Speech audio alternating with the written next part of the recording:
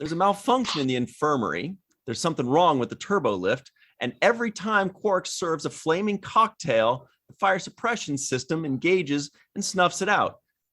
This kind of stuff always happens when Chief O'Brien is gone. Hello, everybody, and welcome to the Seventh Rule with Cirroc Lofton. Hello. My name is Ryan T. Husk. We have a very special guest today, Mr. Brian Volk-Weiss. Hello. Thank you for having me. Thank you for joining in the fun. This is going to be awesome. We're doing a review of Deep Space Nine, Season 6, Episode 15, Honor Among Thieves, story by Philip Kim. We'll have to look that up later. And written by Renee Echevarria. And directed by Alan Eastman. Cirroc, do you remember Alan Eastman? I don't. I actually, I saw his name in the credit, and I was trying to think if I had ever worked with him. And I don't remember working with him, but I'm going to double check that right now. Oh, he's Canadian from Manitoba. Yeah, I don't remember working with him. You know what? I just looked it up. Deep Space Nine. This is the only episode he's done for Deep Space Nine, so that's why. Yeah. But how are you, Brian? I'm good. How you doing? Thank you for having me on. Awesome. Very honored. So very happy to have you joining us. This is really cool. For everybody at home, if you can help Brian out, he needs some kind of action figures. He's got a very scarce collection behind him, and if you can help him out and fill up some shelving space. Yeah, that's the understatement of the millennium. Just by the way, 2 strips of platinum a day. all jokes aside, I don't need more toys. I need more shelves, so then I could get more toys. By the way, I know it's funny. I know it's a joke, but it was, completely inspired by real thoughts. Oh, I am out of space. I got toys holding up toys. I saw that. Yeah, toys inside of your toys. It's an extensive collection there. Now we see where all your money goes. You make money and you spend them on action figures. It's pretty amazing.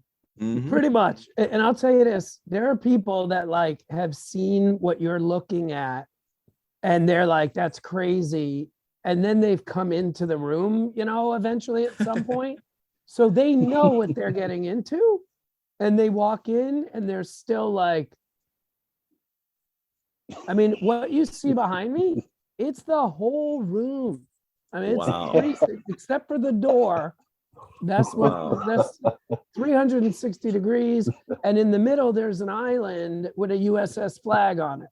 So, okay. With pretty much every vehicle, it can fit. So this begs the question, and we'll definitely talk about this episode in a second, but this begs the question, I'm sure you've been asked this a million times. What's your favorite toy out of all of them? Not to split hairs. Oh, and by the way, everybody at home, Brian here did a little docu-series for Netflix called The Toys That Made Us. So this isn't a coincidence here. This isn't fun. This is work for him. I'm sorry, Brian. Please continue. Yes, very difficult, like a salt mine. No, it's a difficult. Are you asking that about emotionally? What is it? Because if we're talking emotion, Star Trek was, I think, right? Are you just specific to Star Trek, right? Star Trek's anything. Easy. Star Trek's easy.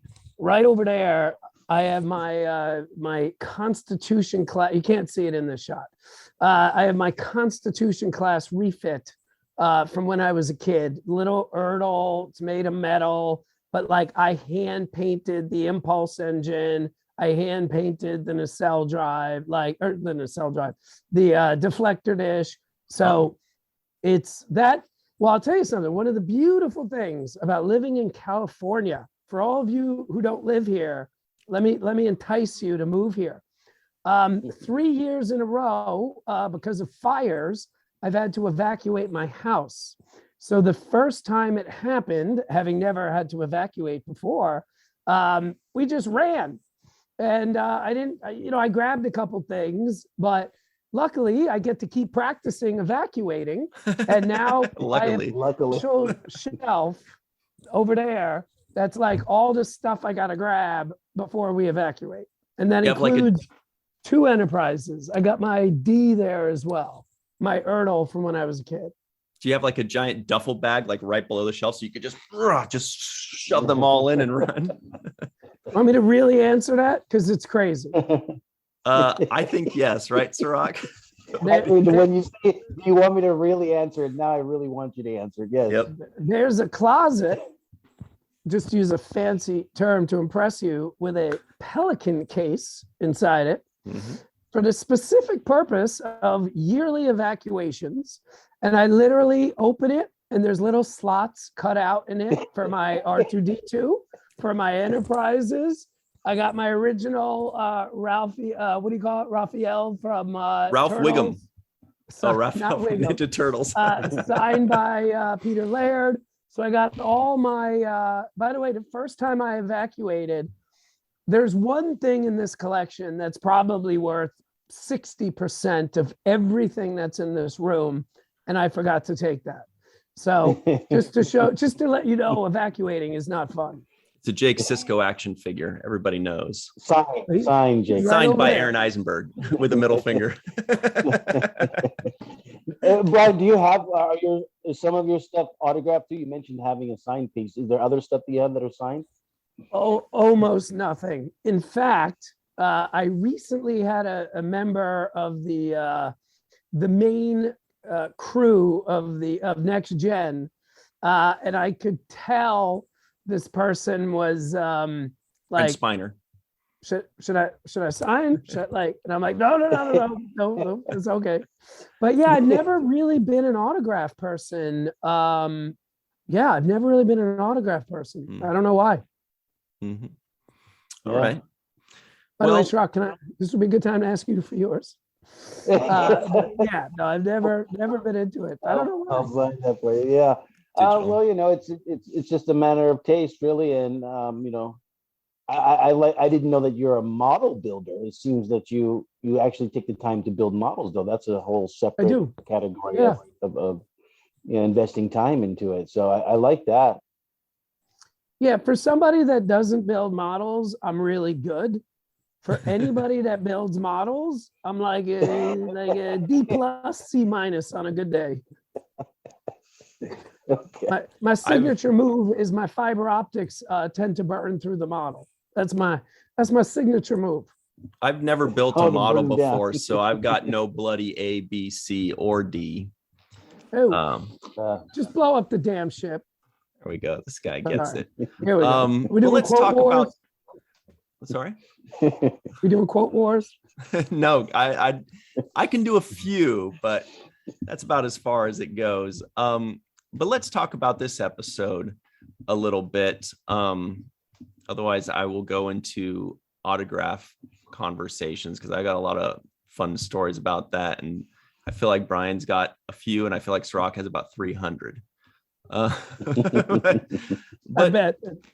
So this was, and Cirroc, I thought of you the second this episode starts because you immediately can tell, oh, I get it, bottle episode, right? You could just tell. You're putting it, whether they're back in time or whether O'Brien is in a prison cell. It's definitely what they call an O'Brien must suffer episode. And as soon as it starts, some people go, cool, and other people go, I'm a little less on the mafioso type movies and stuff like that. I think I'd probably be the lesser of the three of us here and the mafia type things. But Cirroc, you like that stuff, yeah? Yeah, I like the mafia movies. Bronx Tale, Donnie Brasco, Goodfellas. I just like those kinds of movies, and obviously The Godfather. But I like the idea of this organized crime, kind of like rooting for the bad guys, where definitely, you kind of feel for these guys in some way or another if they're not so bad. There's different varying degrees of badness, I guess, is what you can see when you watch those movies. Casino is another great one. But I'm a big fan of the genre, so when I saw this, right away, I was like, okay, this is going to be something up my alley. This is a Donnie Brasco type of thing. and I actually think it's exactly Donnie Brasco. I don't know you guys feeling it. It seems as if they actually literally plagiarized Donnie Brasco. Because I looked it up. I had to look up to see what year did Donnie Brasco come out, and that movie came out in '97. Oh, a year before.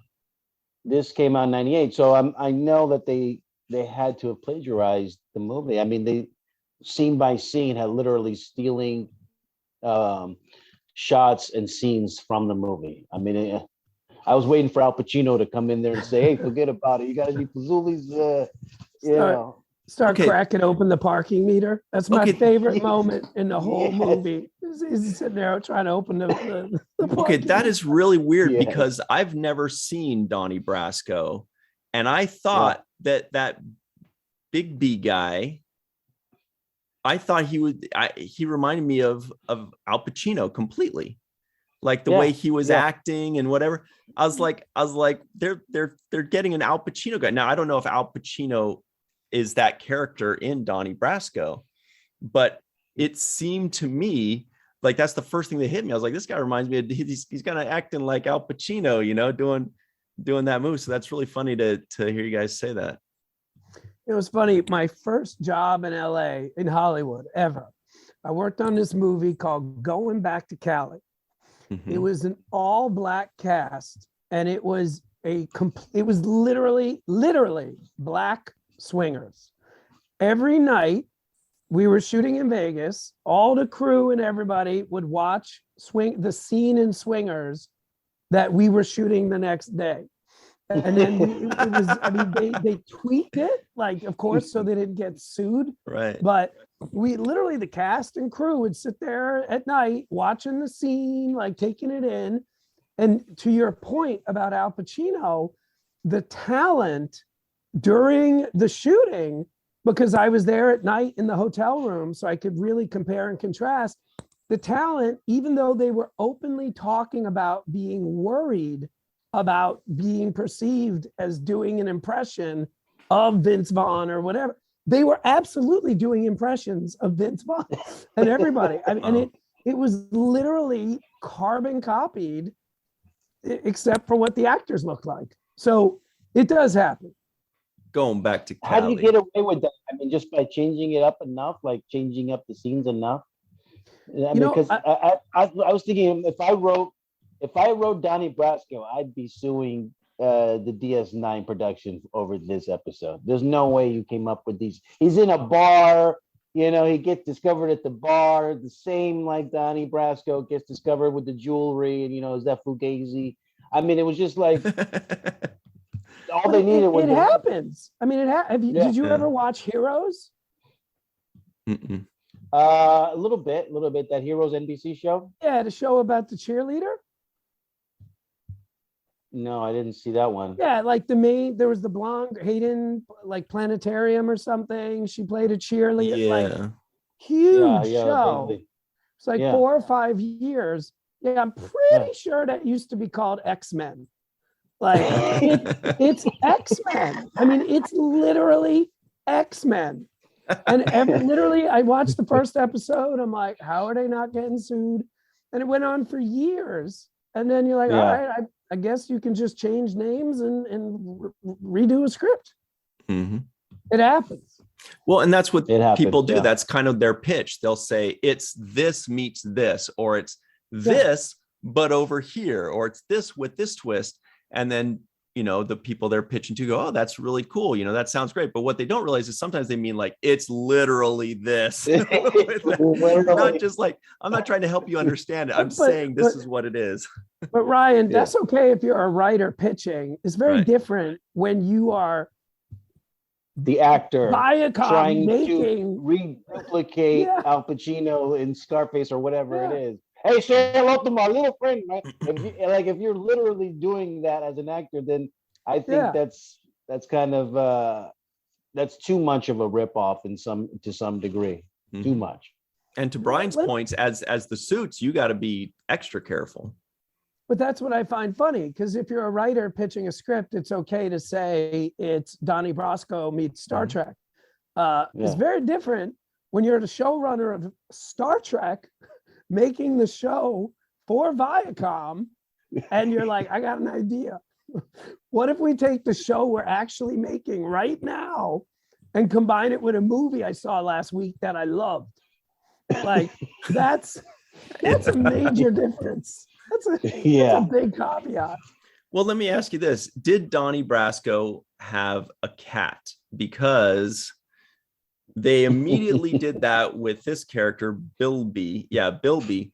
And we've mentioned this a couple times before, the way that you always want to make sure people realize that even if you're introducing a bad guy, if you want that bad guy to be relatable or, a sympathetic character, they say, save the cat. Well, in this case, they're just like, give him a cat. You know what I mean? And that's in the first thing he does, basically, after he meets him, is says, oh, here's my precious little foo-foo kitty, right? Who, by the way, was freaking adorable. That's fine. I get it.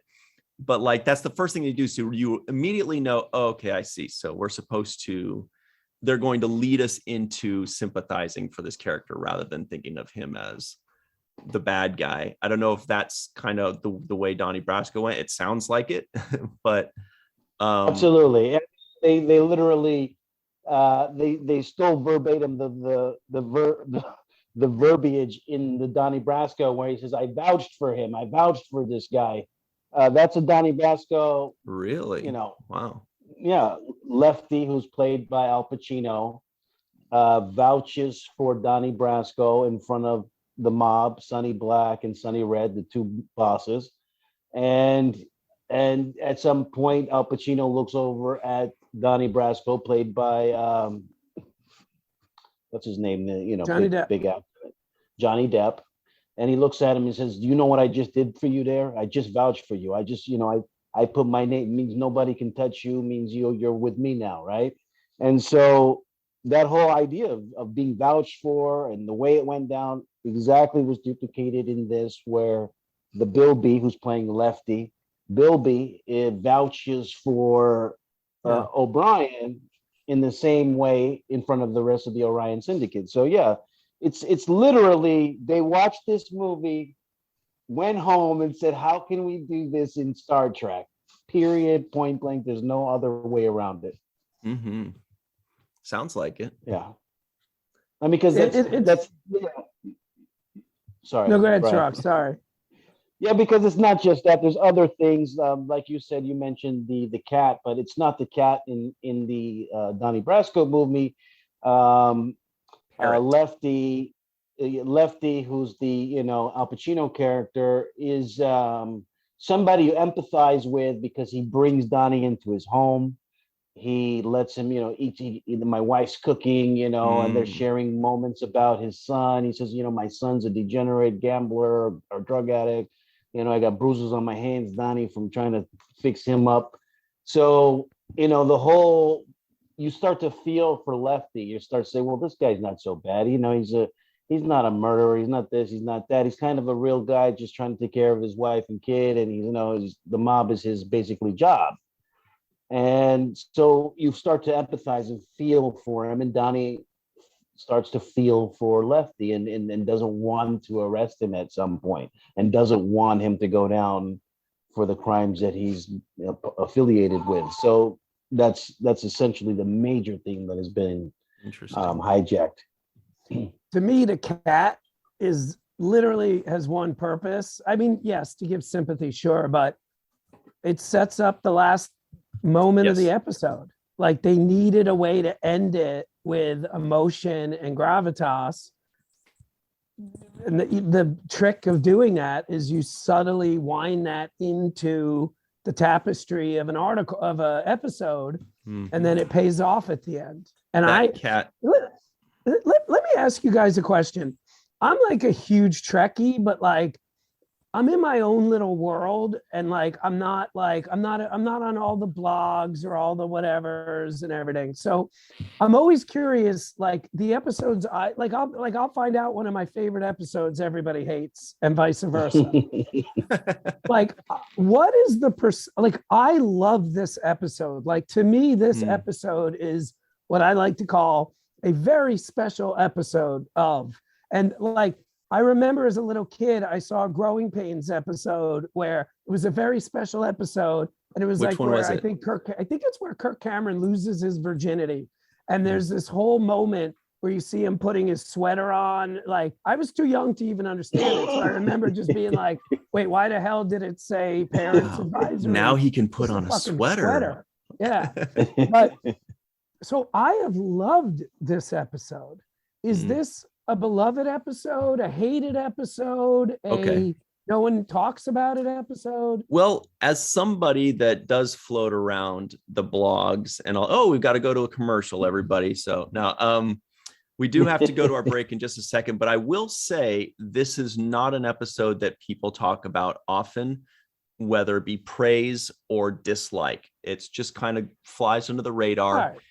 It's kind of a bottle episode. So I think it's one of those things where it's like some people, like it, some people don't, but I don't see, because when I read the title, even then I didn't remember the episode, which means it's just not really discussed terribly often. But I just wanted to make one final point. When you mentioned bringing the cat, in that final scene, that's kind of like the flute in The Inner Light, or something like that, where at the very end they need that memory or that token of that friend or of that experience that they had to take it with them. And Star Trek is usually really good at that. By the way, it's funny you say that. Inner Light is the Donnie Brasco of so many other movies and TV shows. The amount of movies I've seen, and I'm like, well, obviously you've seen Inner Light. Totally. Like that episode is ripped off. By the way, same thing for Cause and Effect. The amount of movies. I want to talk more about that after the break, because you just hit two of the best episodes, I think. Hang on. Real quick, we'll be right back. It's going to be like a 1.5 second break, everybody. We'll be right back on The Seventh Rule. Well, hello, everybody. We are back on The Seventh Rule with Cirroc, Lofton, and special guest Brian Volk-Weiss. All right. So very quickly, we'll jump right back into what we were discussing. But first, the trivioids. Here they are. Krellin food might give you heartburn if you eat it too fast. If you want to get in contact with the Orion Syndicate, you got to spike one of their men. Every time Quark serves a flaming cocktail, the fire suppression system engages and snuffs it out. There's a malfunction in the infirmary. There's something wrong with the turbo lift. When Ramus tells you to do something, you just do it. Bilby's wife makes terrible cake. It's a little dry. The Orion Syndicate is working for the Dominion. By the way, the Orion Syndicate is a fascinating thing that we hardly ever get to see more of, and I wish we did. In Enterprise, we get a bit more. Chief O'Brien and Bilby went to the races together, and they came out ahead. The Orion Syndicate and Dominion have so much in common in both organizations. Loyalty is everything. All right, so back to very quickly, sorry I interrupted you there, Cause and Effect. I want to hear more about that, because Cause and Effect is the episode that I use to introduce somebody to Star Trek that's never watched Star Trek, because it's simple, it's easy, you get the theme right away, you pick it up very quickly, and they can just watch it. They don't need to understand what's going on in the Star Trek universe or anything like that. They get it. It's a mystery. They figure it out. And if the viewer likes it, then you say, okay, watch Emissary. But what were you saying about it, Brian? Oh, no, I was just saying, like, the amount of movies, like the Tom Cruise movie where it keeps starting, like, that's Cause and Effect. Like, even the moment where Crusher, if you remember, up until the last repeat, she keeps knocking the glass over. In the last one, she doesn't knock it over, but then she in a different way knocks it over. There's the exact same moment in that Tom Cruise movie. What's it called? It's a terrible title for a great movie. No, not that one. It's the one where they're in like robot suits. Not Robot Jocks with Gary Graham punching in. By the way, it's funny you bring that up. Probably about 3 months ago, I saw that was on Robot Jocks was on Amazon Prime. And before I watched it, I on Instagram, I was like, oh my God, the greatest movie of all time. is on Amazon Prime. Robot Jocks, you got to watch it. This is literally the best movie ever. I'm watching the movie. I haven't seen it in 30 years. I'm literally watching. I'm like, this movie, there's a lot of racism in this movie. I'm like, oh, there's a lot of sexism in this movie. Yeah. Don't watch Friends. Well, mental notes. I learned a valuable lesson. Do your post after you're watching the movie you haven't seen in decades. Yeah. That's one to grow up. One to grow But up. Very anyway. nice. Yeah, Sorry, some things sorry don't age really well. I get what you're saying. It's funny because when all the a lot of blackface controversy was happening, and I was thinking about, didn't I see that in Tropic Thunder? Didn't Robert Downey Jr. play the whole movie in blackface? So yes, you got to make sure you rewatch it before you start making comments. I thought that's a funny one. Valuable lesson. Valuable lesson. But no, Star Trek has stolen themes from other things before. I think they did the 007 homage. Yeah. They did the James Bond, Dr. Bashir, James Bond scenario, and other things as well. I believe they have kind of borrowed from other franchises or right. Other, we had Ira Stephen Bear on recently to talk about the Magnificent Ferengi, and he said flat out he wanted the Magnificent Seven, but with Ferengi, 6 of them. Right. But anyway, was the next gen that's obviously Die Hard. Like they were obviously watching Die Hard in between takes. You know, the one Next where they're Generation? cleaning the Enterprise. oh yeah, they're cleaning the Starship Mine, Starship Mine. Yeah, where Captain Picard does the Vulcan neck pinch to Tuvok or to Tim Russ. It was a very special moment in Star Trek history. It was a very special moment for me because I was introduced to Hutch, aka Cal Hutchinson, aka Call Me Hutch, and he's teaching Data. Hey, you gotta just anyway. Sorry, Cirroc, what were you saying? No, I wasn't saying much. You mentioned the name, the title. Yeah, I don't think the title really stands out. Honor Among Thieves. I don't remember it like having any kind of resonance long term where people say, "Oh yeah, you remember that episode, Honor Among Thieves?" They probably would have been better suited to call it something more like Donnie Brasco than we would remember it. You remember the Donnie Brasco episode? Donnie O'Brien. Donnie O'Brien. But this is what I do want to say. I wanted to give a credit to Colomini as an actor because what he does so fantastically well is not overact. He's so good at just like blending in, and you're like, you just buy it. There wasn't a moment where I'm like, oh, well, he got recruited and to do this undercover thing. He just kind of goes into it and you don't question it because he doesn't overact the situation. He's very good at just being so natural and also kind of this aloofness where he doesn't give away too much. He just gives you what's in that scene right there. So he's not, giving you the end. He's not telegraphing what's going to happen. I just think Colomini is a fantastic actor, and he's so subtle at what he does. And I just want to make sure that he gets the credit because even though this episode may not be the highly acclaimed thing, he does like movie quality acting in this episode. 100%. Totally. Yeah. Mm-hmm. Well, they say don't act, be, right? And he is the epitome of that. He's not. It doesn't feel like he's out there acting stressed or acting skeptical. He's just the most regular of regular dudes that happens to have a skill or talent, and he's just put in this big universe or this big world or this big federation, and he's just trying to survive to get back to his wife and kids. I just feel like he's extremely natural. Even the anxiety he has about his wife when people offer him women, as they did in this episode, and say, hey, I got this girl for you.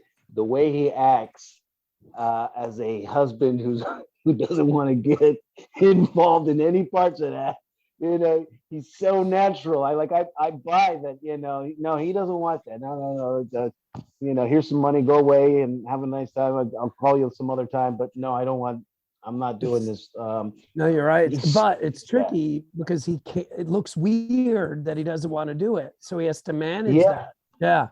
No, it's as a non-actor, I've always found it really interesting. How many jobs are there that the hardest thing in the world to do is convince people you're not acting? Everybody knows you're reading off a script, but your job is to convince people you're not doing it.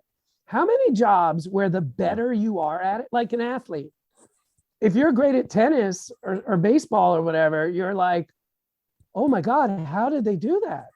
But the problem with acting is the better you are at it, the easier it looks. And I completely, but you're an actor, I'm not. Like, you look at that performance and you're like, oh, this guy's just hanging out on set and memorizing words. Like, I've met him. Like he's not Miles O'Brien at all. Really interesting. At all. And by the way, there are absolutely Star Trek actors I've met who are kind of their character in real life. He is nothing like Miles O'Brien.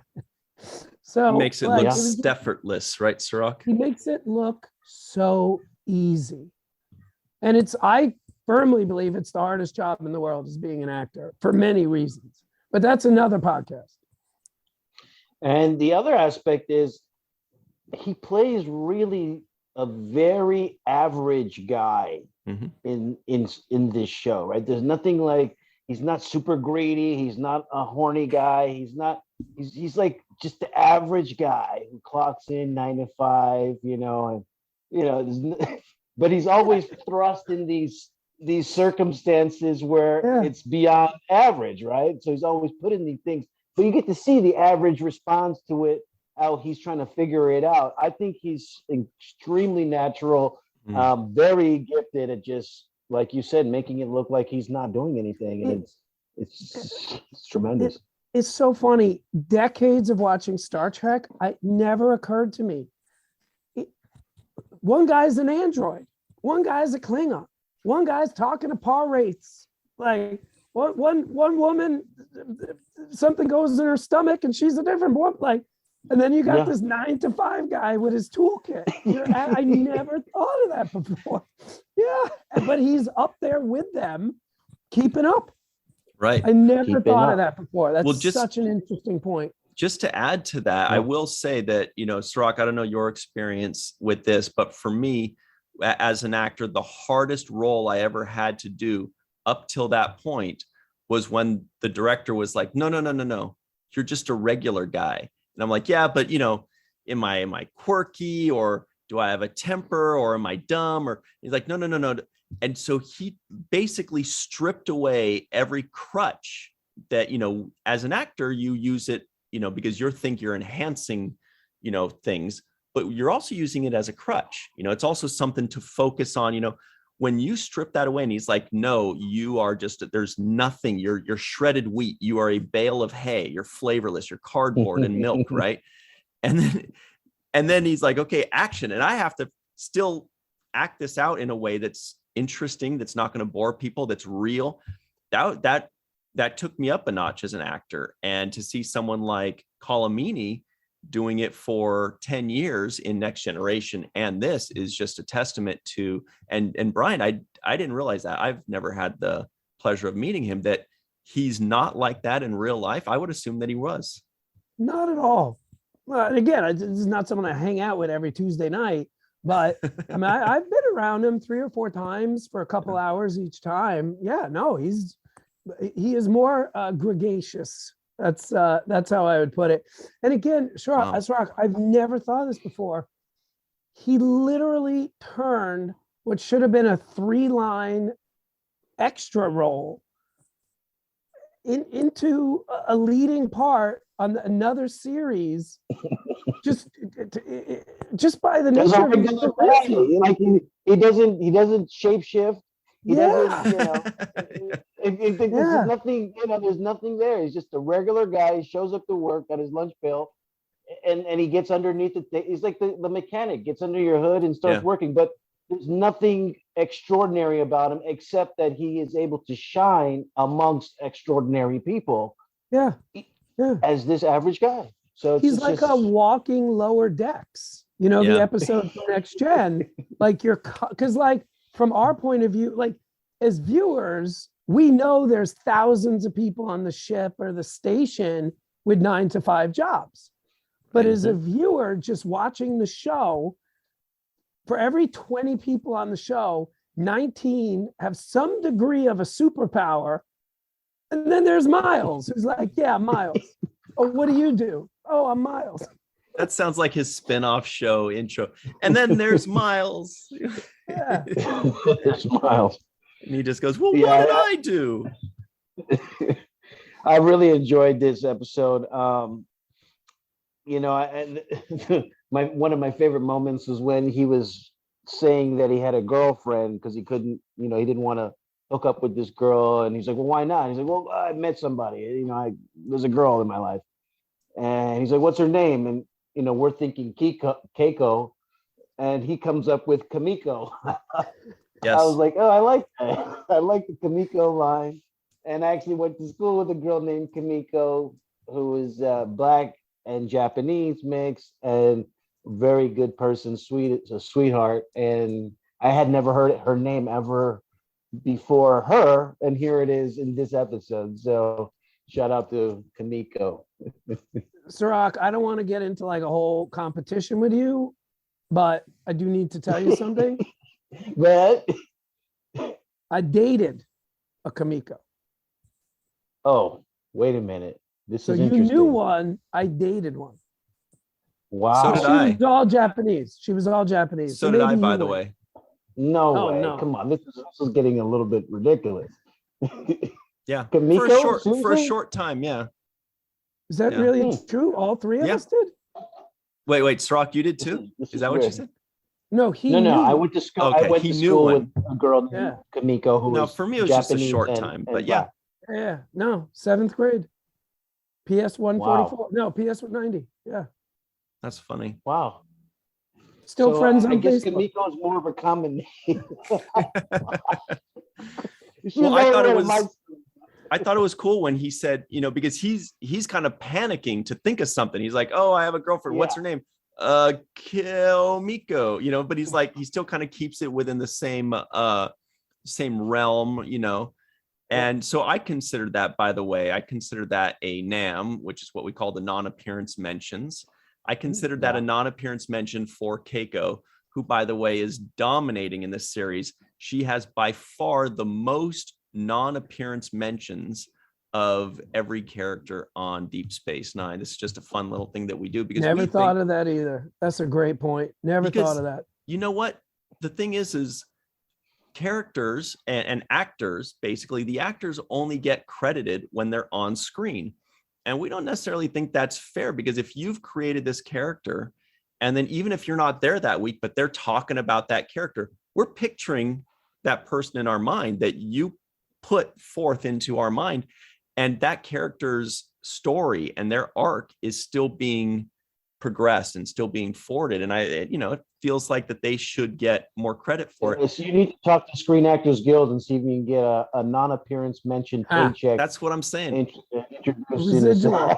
Because right now, as it stands, Keiko herself, Rosalind Chow, was in 19 episodes of Deep Space Nine in total in 7 seasons. So far in the 6th season, this is her 21st non-appearance mention. She's had, and then that one guy that plays Shakar, everybody thinks that Shakar was in a bunch of episodes, but that's because he was mentioned. He was only in 3 episodes, but he was mentioned 11 times. I didn't know that. So anyway, that's just a little nerdy Am thing. I making this up, or was Rosalind runner-up for one of the leads in Next Gen? I don't know if it was runner-up, and I don't remember which character, but I know I'm for sure I do remember that being mentioned as well, that she was in the running. I thought it was Yar. For some reason, I thought she was the runner-up for Yar. But I could be wrong about all that. Really quickly, I wanted to just jump in there and say,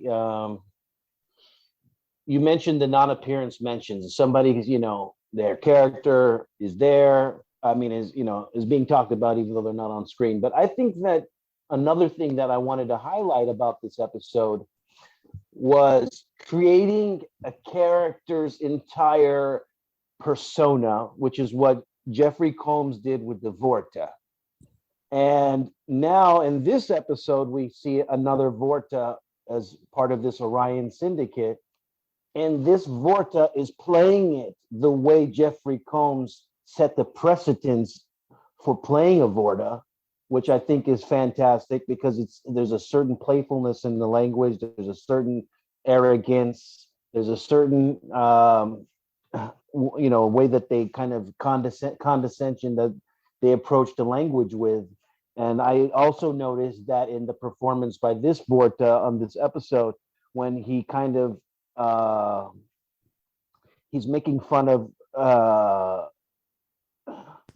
O'Brien, and it's so accommodating. Reminds me of the Jemadar. Like you're so willing to do whatever I say. I love that about you.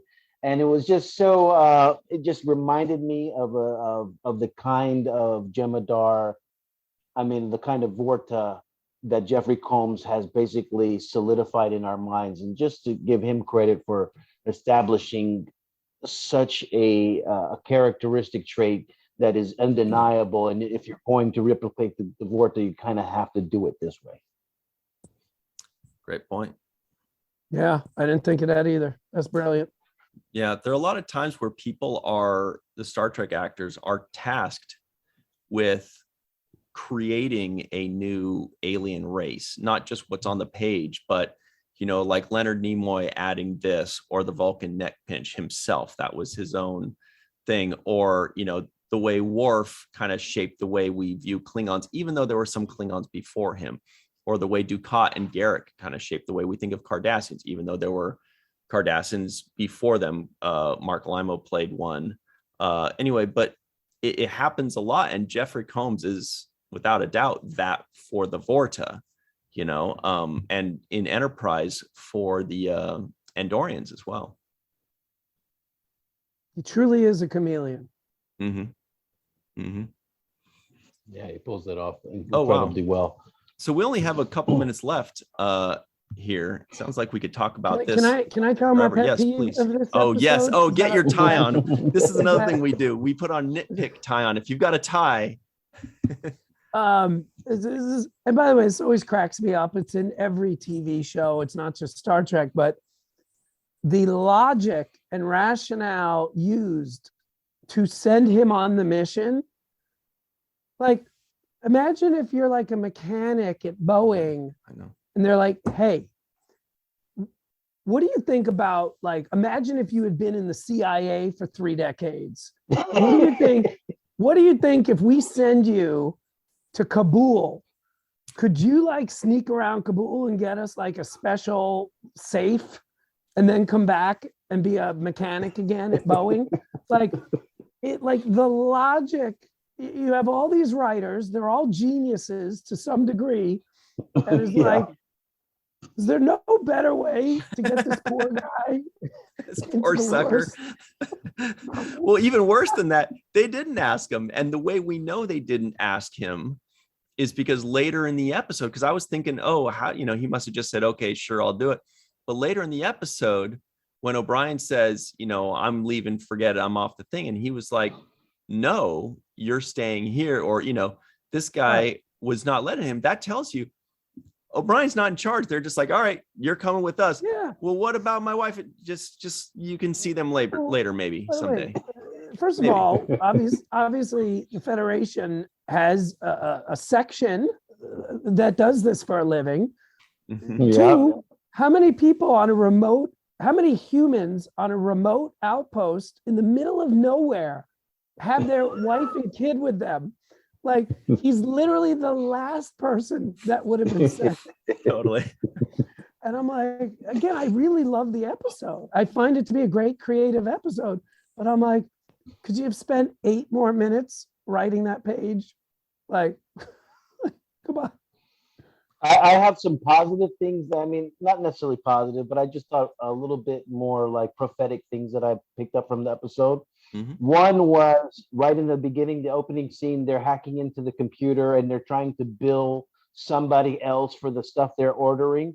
And it just reminded me of identity fraud and all of the stuff that people hacking. Yeah. That wasn't Ahead a of their popular time. thing in 1998. People weren't aware of hacking and identity That's right. fraud and all that stuff. That's So right. that was way ahead of its time, that concept right there. And the other thing is in the dialogue at some point, they were trying to get into the computer and the guy who was trying to break in, Kroll, I think his name was, he said, Yeah. the Matrix is closing. The Matrix is closing. I can't, hurry up before the Matrix is closed. Again, the Matrix, I mean, it's a little bit of a stretch, but, they're talking about stuff that eventually became very popular and part of the popular culture, stuff that we are all very familiar with. So, now if I say Matrix, everybody, oh yeah, the Matrix, it's easy for you to kind of associate the word with something now. But at that time, for them to be talking about the Matrix or talking about hacking into computers and identity theft, these are like really ahead of their time type of concepts. Now it seems normal, but in '98, nobody was talking about Absolutely. credit card frauds to that degree or hacking and to that degree. It just wasn't happening. Speaking of time, we are sadly out of time for right now. I do want to point out the other non-appearance mention was Gowron, another great name for Gowron. Brian, thank you so much for joining us. This was really cool. We hope you come back and do it again. I feel like the three of us could like talk for hours about just anything. I was just about to say that. Anytime, Yeah. anytime. Awesome. I love you guys. I love this show. Thank you so much for having me. Thanks, Brian. You're Really awesome. appreciate it. Definitely input. All right. We know you're super busy, and so we appreciate the time you've afforded us. I do want to give a very special thanks to, very quickly, here it comes, Carmen, aka Skillet, TJ Jackson-Bey out in Missouri, Bill Victor Arucan, Yvette Blackmon, Homer Freezy out somewhere in New Yeezy, Eve England out in Wales, Dr. Marie Segal, Titus Mohler, Tim Baum, John Mann, Darlena Marie, Rex A. Wood, Dr. Mohamed Noor, Joe Balsarotti, Tierney C. Dieckmann, and of course, Dr. Susan B. Gruner. Thank you very much. Stick around for the free-for-all. We'll be right back on The Seventh Rule. Welcome to The Seventh Rule free-for-all with our stars, Cirroc Lofton, woo, Hello. and Ryan T. Husk. That's me. Yeah. Also starring today, the amazing Melissa Longo. Thank you. We'll start our doctors with Dr. Marie Segal. Hi. From Midtown, New York. We got that. Yes. Right in the middle. Dr. Susan V. Gruner from Gainesville, Florida. We have Goldu Scott Jensen coming to us from South Carolina. Nice. We have TJ Jackson-Bey from Missouri. Ooh. And last but not least, Homer Frizzell from New York, also known as Homer Freezy from New Yeezy. Easy. And rounding out our doctors, Dr. Mohamed Noor, of course. Of course. All right. Well, let's talk a little bit more about this episode. Man, we just had so much fun with Brian Volk-Weiss. He's so cool. We were just like, Cirroc, I felt like the three of us were just three nerds sipping on our Slurpees in a comic shop, just going like, well, actually, Oh man. Scott's like, I know about that stuff. So we did go over, okay, first things first. Oh no, the first things first. Cirroc Lofton guesses the IMDb score. Jake Sisko. Oh, I didn't do that. I like the episode. I'm going to say a 7.5 is what the people gave it. Okay. I'm going to say that. I liked it. I would give it an 8, but I thought it was about a 7.5. You're I think hurting that's- her. That's close to the score. Anybody else want to venture a guess that doesn't know what it is? I'd say I don't 7 or know, 8. but I'm 7.8. thinking it's got to be a 9 point something. Everybody has to start telling it. 9.2. Have you seen me do that? because I've been doing it. Nice. True fan. Yeah. So Forget the about it. answer is 7.4. Ooh. Cirroc was really on the money there. Well, can I say something about the IMDb scores? I noticed Yes. recently because I've decided I'm not going to sit by the sidelines anymore. I'm only rating them. There's not that many people that rate them. Right. Like 40 or 43. Or Well, this one I think was like 1,500 or something. Ooh. A lot of That's the season, a lot. but 1577. yeah, we're both tenning them. So That what is- Sue is saying is if everybody that's watching this goes and gives it, we don't have to say a 10, but just whatever you feel now upon no, I don't think revisiting it, I really I don't bet think it's going to be higher. Yeah, but I think it should be 9 point something. There's just so much there. Since you can't put in 9 point something, you have to put in a 10. True. Yeah, that's right. Unless that's something zero. Okay. So 10, okay. So the other point of business here is the NAMs. You know, this is very important business because we got some very important record keeping. The non-appearance mentions. Okay. We know Gowron was mentioned. That's a non-appearance mention for Gowron. We know Keiko was mentioned, aka Komiko. Sort of. Right. Kamiko. So, but I mean, that's right. I mean, he was clearly mentioning her, thinking about her. Hopefully he was thinking about her when he said that. I guess I'm just assuming. Thank God. But here's the question. When he mentions his family, is that a non-appearance mention for the kids or is that too vague? I think Too it vague. is. Ooh, 1 to 1. Well, I think it is because he's only got one specific family. So, I mean, Yeah, but he also we already mentions, know yes, who- I'm in and it- Starfleet. So is that everybody in Starfleet? It's definitely Julian too. No, but it's a more intimate question. And this is after the charade is over. So, when he's referring to his family, it includes Keiko and the kids. And as we know, family is the most important thing.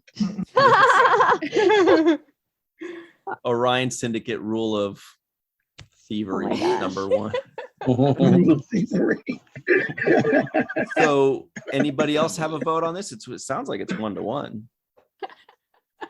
I'm pretty liberal with my Yeah. noms. I am Awesome, a conservative nammer.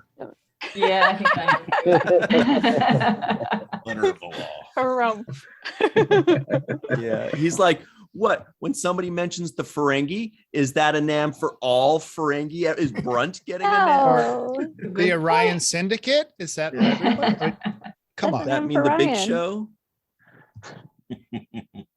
Anybody? Goldie Scott, you got an opinion on this, right? I got to side with Homer on this, I think. I really 2 to do. 2. Well Uh, said. Well said. I mean, it's say- a NAM is saying a name, so. Yeah, but it's Well just for said, two GDS. Yeah. Yes. Oh, I name them because it's also hard for him to think on the spot like a sort of like alternate name for Molly and Kirayoshi as opposed to like Keiko Kumiko. I don't even support that one. I love that Nam has become a Homer's We militant named on him. this one. Yeah, it's a verb. Like Stingy with Kleenex those nams. or Google. What do you think, Sue? Is that a NAM for them or NAM? No. He's going to be easy. Oh, good. Welcome to the team. Homer's picking teams for baseball right now. It's all right. We're going to play dodgeball.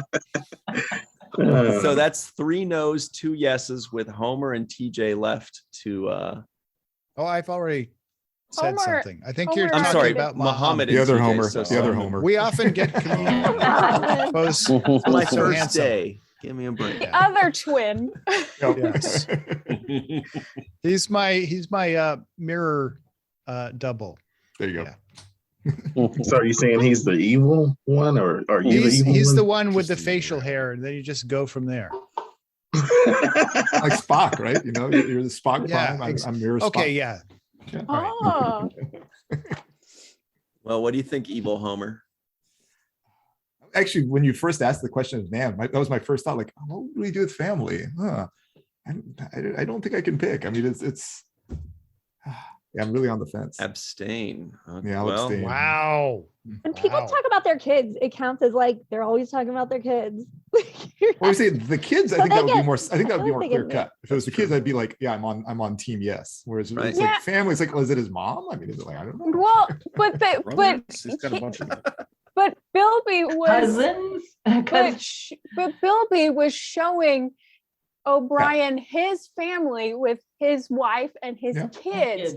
So when the charade was up and Bilby asked, "Do you have a family like his family?" Mhm. O'Brien said yes. So he referred to his immediate family. I And love he's not True too, he's though. not referring to extended family. I love cousins that and we can uncles and ask pets. like the most unimportant minutia question ever, and there's like no question that's too unimportant for Star Trek. They're like, okay, this is it. I'm googling stuff. I'm remembering what they. Well, this is it. TJ, what do you think? Well, Uh-oh. Team Homer. it all comes down to this, huh? I believe that the family is specific enough and Starfleet is not specific enough. So I'm with Melissa on this one. I That's think so she made a fair argument. Rain, cloudy. I like how it's Team Melissa versus Team You Homer. know I'm right because Homer didn't even let me finish. That means you're so wrong. All right. I need specifics. So specifics. with Mohamed abstaining, it's a 3-3 tie, which means Cirroc is the tiebreaker. Oh, there you go. Oh. Look how he keeps mounting the pressure on, and it's always the And then next Cirroc vote is like, I the more. couldn't care any less about this right You know, what I'll say is that, for one, I think O'Brien is an honorable man because he's always considering his wife and his family and his kids. So he's always brought that. He's been consistent about that, even when, has been tempted in the past under certain situations. So I commend him for just being the kind of guy who does that, because there's a lot of guys who just won't, stand up and say, no, I'm not going to partake. I got a wife at home and it's not what I want to do. So I commend him for that. In this particular instance, though, I would say that I have to think that the family does include his kids as well. So I think that he's talking about his wife and his kids. And so I don't know about it being a NAM, but I think that's what he's talking about. Oh, well. So yes and no. It's a dodge. So everybody wins. Good answer. Everybody wins. Abstain. That's some journalism right there, Cirroc. Some journalism right there. Right. A little bit of both. That's it. He's like, I report, you decide. Yeah. Okay, So so it's does you, that Ryan. mean I give It's you, Molly and Kirayoshi a 0.5? No. Homer's like, you don't even get a quarter. 1/3. It's also Gowron. That's I'd it. be okay with that. All right. It's So you don't give Kimiko, Ah. Kiko, the Kiko Kimiko? Oh, that's You it. have to hear the name. okay. Well, in my book, I think that's a NAM because he's clearly referencing Yeah. her. But I mean, do Yeah. you guys disagree with He's that? Nah, it's referencing the okay. kids Besides because Homer. he's looking for a house for Chester. So it's Exactly. obviously who lives there. Yeah. I Okay. actually, I Chester. had a different thought when I was watching this episode really quickly, and that is about the Star Trek cats. And I wondered how many cats were in Star Trek, because now this is the second one I've seen with Grudge. Spot. Is there Spot is And- the Neil- third. Neelix? Lot. Neelix? Barkley's Are you cat? calling Neelix a cat? No, Barkley's cat. Whose cat named Neelix? What Wait a about minute, I the feel like I did. Celot? In animated series, right? The Celot cat. Well, then Oh, you're there's a counting bunch of, yeah. Chargs. To I'm more Anna? like a Archer bear. does. That's not. Cat's paw. Anna. How many cats Donna. are there in Star Trek? I really like to know because we have Oh, Chester. Tana, I forgot. Yeah. Now that Interest. is a great Interest. question. And then in what role are these cats? Do Are they animated pets or are count? they sentient? I mean, are Hey, I got one. I got a cat. Gary Nobody's Seven's thought of. cat. What about Spot's kitten? Don't forget the original series. Isis got him. What was ISIS? Spock? in? She was very That's right. sentient because she turned into a TOS. person. Oh, that's I- right. In TOS. Gary yeah. Seven's Yes. I'd Yes. tease. Uh, Okay, so let's see how many cats. what was her we name? got. ISIS. It was Isis, We right? got ISIS. Yeah. Chester. Yes. It's Just dicey. played that girl, What was the the other one? There's secretary. an unknown Unnamed. number. There's an unknown number of Spot? other cats in TNG because remember Spot got Right. pregnant and Data didn't know Kittens. who the dad was. It's like There were how like many cats 17 are on the Enterprise? Weren't How there do like you do that 17 early? options or something? Yeah. Plus then Yeah. all the kittens. That was Just running bizarre. around the corridors. Star Or... Trek. But Anna, I would put as a cat. So. she is a cat? so we Oh, got- but we then got- there we was the got- one in Prodigy, the kitten in Prodigy in Yes. the first Oh, episode. yeah. Oh yeah. Cation. Good knowledge. Cation. Yes. Yeah. And I don't know if you guys heard me, but the one from Cat's Paw. Oh, Yeah. giant one. Yeah. Monkey's paw. Smacking through the wall. Yeah. All right. We got a lot of cats. in this So, episode. Quite The a answer is few. lots. There's Yes. also Goldu Cat. Golden Oh cat. my gosh. There are more cats than dogs. Where's the More cowbell? cats than dogs. Yeah. And All there's I can only think one of rat. is Porthos. Right. Oh, speaking of which, Anne Marie's got a quote from Eve England about cats. Okay, Oh. wait, Put let that me on find the it. audio. I just texted it to you. It's just in. Okay, so Eve said, fun fact from the companion, Calm isn't a cat person, but this cat was okay because it was an actor cat and knew its place. It was a good actor. Does an actor Great. cat have a SAG card? Well, actually, he's up on IMDb for this episode. Really? That's So great. I'm pitching Star Trek cats, the next generation. It's going to be all See? cat crew. Well, there have been Well, they're things that are done. calendars. Yeah, there I are got a Star Trek calendar cats for a gift. calendars. Yeah, and don't forget my dress, Yeah. my Star Trek Oh, cat yeah. dress. The calendar's on the fridge. You say your calendar's on the fritz? Yeah, my a guy I that got lives that. in the building Yeah. gave me the cat calendar, and it's Spock and Kirk playing 3D chess as cats. Yeah. Oh my God, look at Look Warren. at That's Worf. January. I'm sure I have that to look forward And to. look I at don't know what Wesley. that Yeah. was. Look at the Yeah. Geordie cat, though. So Geordie cute. cat. Geordie cat is regal, man. Look at him. Gosh. Riker's Look looking at Big himself. Red. Big red. The card's a The mess. cat. Okay, that's The hairless. yeah, that's too much fun. It's so cute. Cute. Anyway, Oh well, my gosh, Data has green eyes or yellow eyes. let's talk a bit more about this episode because I know that there's more to this than just nams and cats, even though we could probably talk about that all day. Sue, do you have any thoughts on this episode other than the fact that it should be a 9 something? My first thought, and I watched it yesterday, is that it reminded me of Blade Runner. Have you all seen that? I It love was Blade very Well, Blade Runner. Runner-esque, the lighting and Yeah. everything, So like good. behind Homer's A little bit of that. background.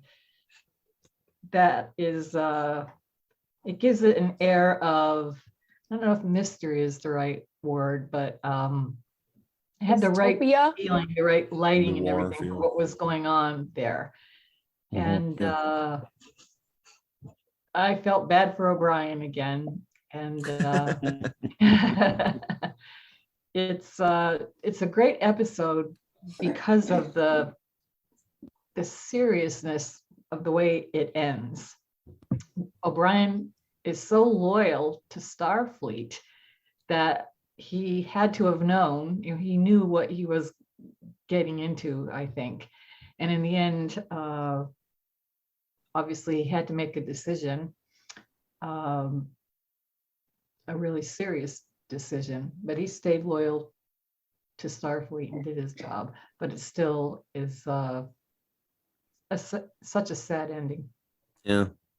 Such a sad ending, but such a great, again, another great episode. Would you say top 10 saddest endings in Star Trek? Maybe in all of Star Trek or just Deep Space Nine? All. I'm not sure. I need about 10 years to decide the answer to that Watch question. it all again. Yeah. It's definitely up there, though. I thought it was really well done. What about you, TJ? Your thoughts? Oh man, I like the episode, and I think it's another one that forces us to, realize that everything isn't as black and white as it seems. Yes, Bilby does probably some unsavory things, but he's not really as a terrible person. Like he cares about his family. I want to say does the right thing, but he's really doing the wrong things, but he's doing them for the right reason. Which is, that's just the way of life that he knows. That's his frame of reference, his perspective. And so, that's kind of what I'm thinking about. And I think that's what O'Brien was thinking about also, and why he didn't want to, or why he couldn't just accept that, okay, this is a bad guy and it doesn't matter if he dies. And that's why he went back to warn him, because he's like, he does bad things, but he's not a bad guy. Yeah. Like Ducat, right? No, Ducat's a bad guy. Well, speaking of which Mr. Harumph himself, Homer, Harumph Frizzell, your thoughts? Yes, Ryan. So this episode, as I was watching it, I was thinking it could have just as well been actually titled Family. But of course, very good. That was taken before, so it's Honor Among Thieves. I think that, yes, Bilby is an honorable man in his fashion, but O'Brien should at least go into the brig for a bit for punching out the guy that is supervising him on this mission. And there was one nab.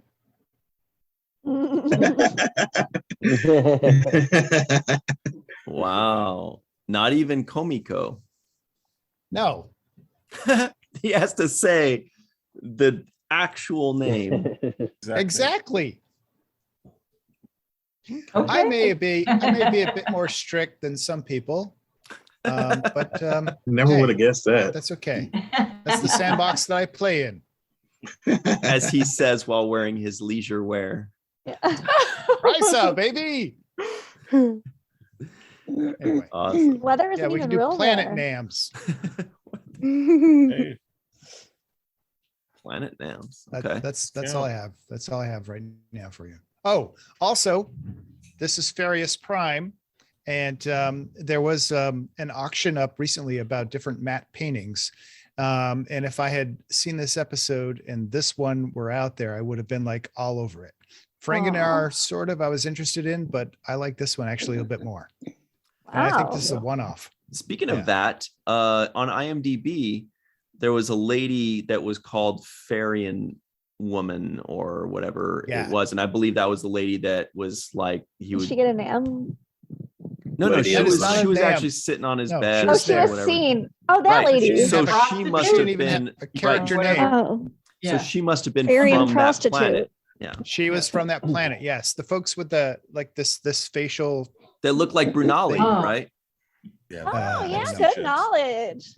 I kept thinking, is Yeah, that good Brunali? But I knowledge. don't think it was Mohawky quite enough. It was a little too wide and a little, but it was definitely the forehead alien of the week. By the way, Yeah. what was that alien that Kroll was or whatever? He looked like an Oh. Afrosian to me. He looked like the guy from Gambit. Remember Gambit, the Oh. leader of like the Scum and Villainy crew. His name started with maybe an E or something like that, but he looked like that race. I think that's an Efrosion. Anybody know? Trojans are the almost cat-like looking people, aren't they? The big sideburns, the white hair usually. Yeah. They were in a couple of the motion pictures, like not the motion picture, but am I thinking of different? Anyway, while I'm looking this That up, I guess I should have done that instead of doing the lazy way and just asking you guys. But Melissa, what did you think about this episode? I didn't love it as much as everyone else. I got easily distracted, which is not usual for Deep Space Nine. Watching the episode, it did ask a lot of good questions, and the ending was spectacular. I feel like it was such a well done and touching ending, and I felt like most of the relationship that was established between O'Brien and Bilby was felt in that final scene between them, which was great. But it they must have taken it from Donnie Brasco, which came out the year before this one came out, because there was even word for word parallels to Donnie Brasco, and parts of it worked, but parts of it didn't work for me. So, yeah. Big fan of Donnie Brasco? Knowledge.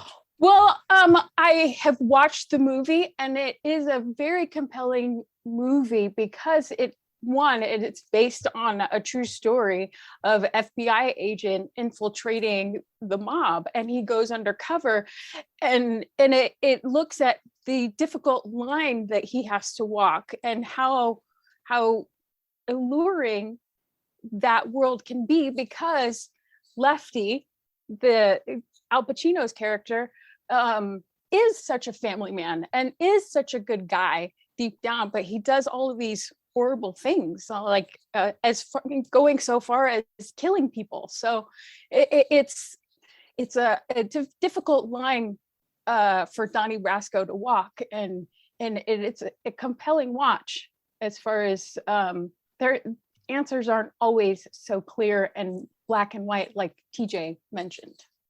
And I think this episode did touch on that a bit, but not as clearly as this. And maybe that's because time constraints, but yeah. Mm-hmm.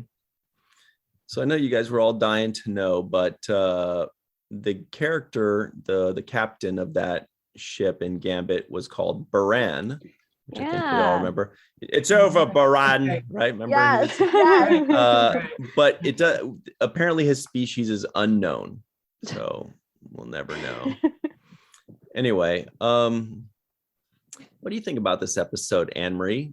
One of your top three favorites ever? Did you 10 it? No, but my favorite kind of film noir is when Star Trek goes film noir. It's so fun and like stylish. I just love it. And then, it just has such a mood. So I love this episode. And it's cute when Chester comes to live with the O'Briens after this. It's like shows us such a sweet side of O'Brien that, like he really honors his promises and has like such a code of like ethics that he holds himself to. And then it's also sort of fun that we won't spoil it, but like some like things about this episode come up in like another season. And I love that Deep Space Nine does that. It's really fun and sad. Did you guys like the Vorta? What was his name? Good Vorta. I think he's maybe only in 2 episodes. Yeah, the other he one is is in only One Little Ship. Right. Actually. And his name is, which were shot out of order. Leland Crook. No, I meant the character's name. Oh, Vorta Gelnon. Yeah. Gelnon, yes. Yeah. Well, Goldu Scott, it's your time to shine. What do you think of this episode and the Vorta? Well, I do have to kind of echo what Melissa was saying, is that it didn't grab me too hard. I had an uncle that was super hardcore into gangster movies and noir and stuff like that, so I kind of saw it all the time. So maybe I was a little overexposed to a lot of it, but I do appreciate very much the set, the lighting. The lighting's insane. All the little back alley, the quiet Section 31 type talking off in the corner, and all of that kind of stuff. And I appreciate the cat a lot, even though do we see the cat ever again after this? I don't. Yes, he goes in. I think he's even in that episode where Molly gets in that like time loop on that planet. Oh yeah. Okay. And Oh, a few fun other one. times. Yeah. But my question then is, do you guys think the cat was a better actor than the rat that played Odo in the beginning? Epic Well, he knew question. his place. I don't know if the rat did. Did the rat know its place? It's a toughie. Oh, I also meant to say, I wish we had a little bit. I feel like it's really unfair that O'Brien got recruited into this. I was thinking Yeah. the same I exact thing. I didn't Why understand why. Yeah, Because they that haven't was gotten my to Miles other yet, question. so Like not somebody Miles, who's so like Julian not a. yet. It's like they're treating him as expendable almost, and he's like the Right. chief of operations in Deep Space Nine. They kind of need him.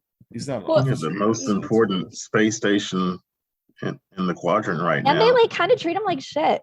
Like that. Yeah, and yeah, there's, and they couldn't find anyone in the entire, spy Yeah. section of the Federation that has the knowledge that O'Brien has.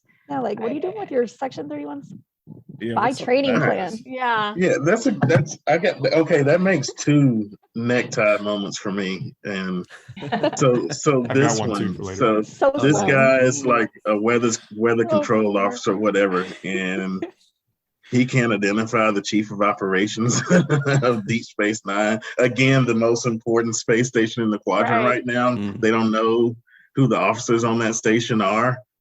And he's standing right Google the there. Pictures, yeah. Can't Google Yeah. what he looks like. He's probably on the news, like Jake Well, they probably couldn't wrote an stop looking article at his about him and nice had his picture. Did you have another one? Yeah, the other nitpick is at the end of the episode when he's back on the station. Like, he's still wearing the same outfit that Bilby bought him. It probably took him a few days to get back to the station. Like, did you not have anything else to put on, or? Oh. Replicated copies of it over and over again on the way back. He felt like $1 million. He's like, hey, Donnie Brasco gave me this or whatever. Hey. Yeah. Purple blue Bilby. Forget about it. Forget about it. Forget about it. Mohammed, you had one too? I do. I have a positive thought and a negative thought. The positive, I think, has largely been the things that people have said. I found it very moving overall. I mean, that weight on O'Brien, and I mean, and it's not just the weight of what he thinks is going to happen, but just that weight of keeping the secret. You can see it, like you could really feel the pain there, and I thought that was very well presented. I had a nitpick though, and this is a classic thing that happens in a lot of TV shows. The whole like, the villain's going to show up right after, I should point out, right after they point out that there was a spy there and killed them. Now, let's elaborate the plot to everybody in the room that we barely know. Like, not just the immediate plot, but the big picture. Like, what are you all, like, the Vortex and the Gemini should never have even shown up. This should all have been like third hand. Don't give any details at all. However, I'll give one however. Generally speaking, the Dominion tends to be a little overconfident. So maybe that was a elaboration of that, but I was like, what are they doing? Why are they telling everybody this? So that was my nitpick. The Solid Dominion nitpick. and the Vorcha. Yes, tend Vorta to be especially. confident. Yeah. No, 100%. I completely agree with you, Melissa. Yeah. You know, when all those things were going wrong on the station, and then mentioning Conan O'Brien, you ever see Conan O'Brien where they have like the top 10 things, top 10 list? They could do like top 10 things that go wrong at Deep Space Nine when Chief O'Brien is gone. Number 10, the turbo lift doesn't go up all the way. Number 9, Quark's Very funny. coffee is Those were very cold. funny. That one That would be computer fun. thing that's stuck in there from season 1. It's That puppy. The puppy's messing everywhere. That's a David Letterman thing, too, by the way. The It was top 10. Letterman. You were Third right. cards. You were correct, sir. Yeah. Ah. Ooh, Good nitpick knowledge. on nitpick. Mhm. Oh man, those were good though. Cirroc, any Yeah. final thoughts for everybody on this episode before we call it quits? Yeah, well, one, I wanted to say that I actually like the actor who plays opposite O'Brien in this. Mhm. I just had his name, Martin Crockett. Oh yeah, He he was looked cast very last minute familiar. because the original actor passed away like right before shooting. Really? Oh, Yeah, The guy that played but he's Bilby? amazing. Yeah. Yeah, he Mhm. looked familiar. So I looked him up, and he was on that episode where Picard and Wesley Crusher were stuck on a planet with some dude. Love that episode. You and nobody else. Amazing. But no, but anyway, that's Nick might be Tate. what. so I like the actor. I thought he did good, and the scene where where Brian's telling him, "I work for Starfleet," and he kind of is like, "Don't tell me this, don't tell me that." Yeah. I love that emotional kind of moment that he had, where he couldn't even face the facts of the truth. He just like, I don't even want to know, basically. And then he also says, if I do run away, then my family, they'll come after my family. Right. So it just lets you know what he's dealing with. Like, there's no escaping this for him. So I thought that was a big kind of poignant moment. The other thing is, kind of along with what you guys were saying, I felt like this was a little out of the place, that O'Brien was selected for this out of nowhere. So initially I thought it was a holosuite program, and that this would be an episode where they would say, O'Brien's on vacation, he's in a holosuite program, he's doing his whole little Donnie Brasco Mafia holosuite program, and we just got to wait till he's done. That's what I kind of thought it was. And I was waiting for them to say that at some point, but apparently, it was really a reveal of this Orion Syndicate plot to have the Klingons into civil war. But nonetheless, I was kind of a little bit thrown off by this randomness of facts in the situation that was happening. But other than that, I also said that Colin is a great actor. I think he's just a high level actor, because whatever you give him, he's able to pull it off, whether or not, he's just good at what he does. The other thing I was going to say was the title Honor Among Thieves. I did a little research on that. It's it was used by Shakespeare at the end of one of his plays, Henry IV. And there was also a concept that was discussed by Greek philosopher Plato in his work called The Republic in 380 BC. So it's a very ancient thing about honor amongst thieves. And so, all in all, I still like the episode because I like those mafia movies. And I guess it depends on how much you like those kinds of movies and how much you like the noir of it, like Anne-Marie was saying. So it is a bunch of specifics that happen to be in my wheelhouse of specifics that I like. So that's why I enjoyed it kind of more than the average person. I forgot one other thing. When this was pitched, it was a Jake Sisko episode. Oh yeah, tell us. Yeah. Oh. So it was supposed to be like, What the? it kind of seemed not. This I is don't know the that second much or about the third time pitch. that I've heard a Jake Sisko episode turn into something else. Like, I why are they know. Snatching all doing your my stuff, dude. Can you episodes? imagine I if guess- you were in a Donnie Brasco episode, Cirroc? I think it was like a little Forget more about it. lighthearted, where like somehow you got involved with like a bet or something, and then you got like mixed up with the sort of gangsters. Oh, this could have been And some it- investigative But it was more like a journalism, farce. Right. But they're basically the story by credit was like saved for Philip Yeager, I think, or I can't remember his last name. Yeah. But because he had just pitched using Orion and the Orion Syndicate name again. So that's why that was what carried over, and then they rewrote the episode.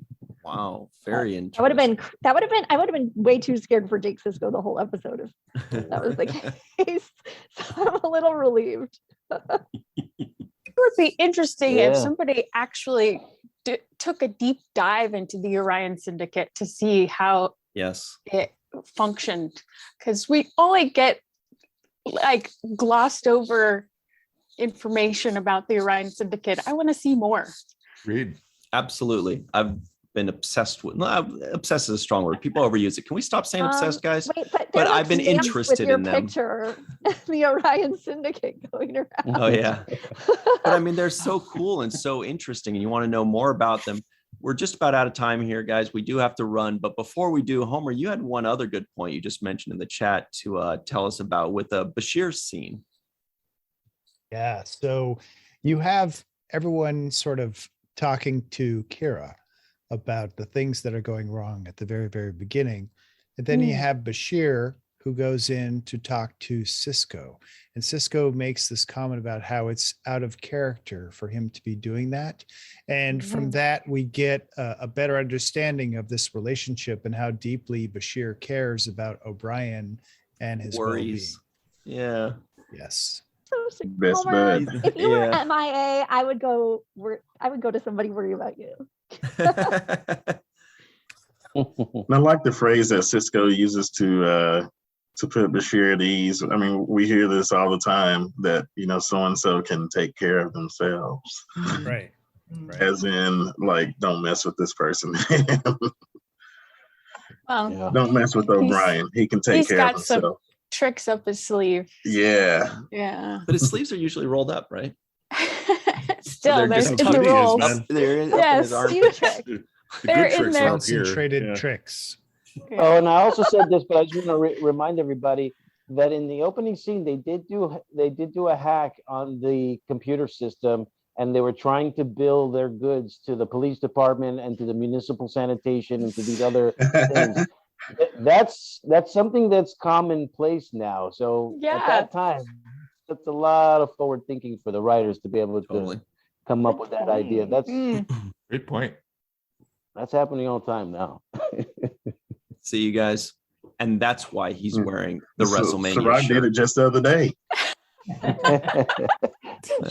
No, but I've had my identity stolen before, Oh, no. so it's been done Oh. to me. Yeah. By Tony Todd. All right, everybody. That was great. All right, We'll here see we him go. this- Thank you. Yeah, I'll go get him. I'll talk to him about it. All right, everybody. Thank you all very much for joining us. Everybody at home, we do want to say very special thanks, of course, to Dr. Mohamed Noor, Dr. Marie Segal, Dr. Susan V. Gruner, Melissa Longo, Goldu Scott, TJ Jackson-Bey, Homer Freezy, and we'll see you all next. Oh, okay. Here it is. Hang on. We're That's the everywhere. green Rewatch Orion. Syndicate. Yes. We are everywhere. All right. Thank you all very much for joining us. We'll see you next time. And until then, always remember the seventh rule.